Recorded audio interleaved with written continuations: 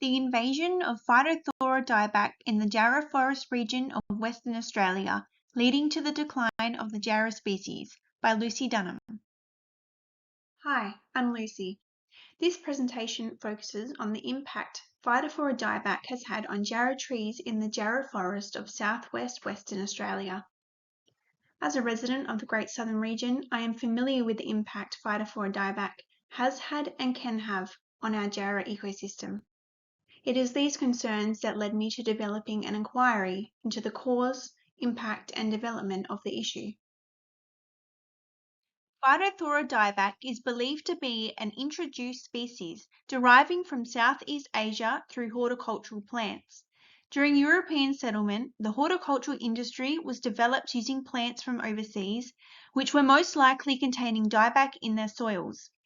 Phytophthora dieback began to appear in the Jarrah Forest in 1921, but was not formally identified until 1964.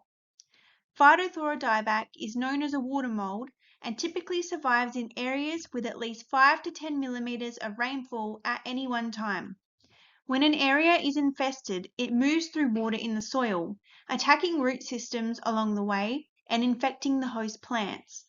More than 1 million hectares of Phytophthora dieback is subsisting in Western Australian vegetation. As proposed in 2004, there are 40% of native plant species in southwest WA that are under threat, as well as 25 bird species and 32 species of mammals. Furthermore, the total Australian economic loss because of unmanaged dieback was set at an estimated $160 million per year. Why should you care? Because Phytophthora dieback has already caused 150 years worth of damage to our ecosystems, with further degradation set to occur. This will instigate a further decline in Jarrah trees and its neighbouring plant species. In succession, flora and fauna begin to lose their habitats, food sources, and their chain of survival. With this, ecological balance and the health of our planet is impacted. Secondly, every human on the planet relies on clean air to breathe, with trees and plants being our most crucial tool to ensuring this. Dieback impacts a plant's ability to reduce carbon emissions, then impacting the air we breathe. A decline in economy will stem from a lack of available healthy timber, used by the timber industry to provide goods and services such as furniture to the human population.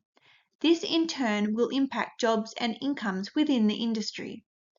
Tourists and locals enjoy spending time in parts of the Jarrah Forest, enjoying the scenery and activities it has to offer. This social aspect is negatively affected by the spread of dieback, leading to closed-off areas and poor aesthetics. Aesthetics and condition are also important to Aboriginal people who have important connections to the Jarrah Forest. Poor conditions can impact their sense of place and cultural identity. So, what can you do to help?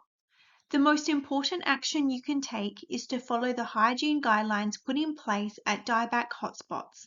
If you find yourself entering or exiting an area at risk of dieback, read the available signage and follow its instructions. Wear appropriate clothing and shoes that you can easily disinfect and use the footwear cleaning stations if available. Please use the washdown bays provided for entering and exiting vehicles.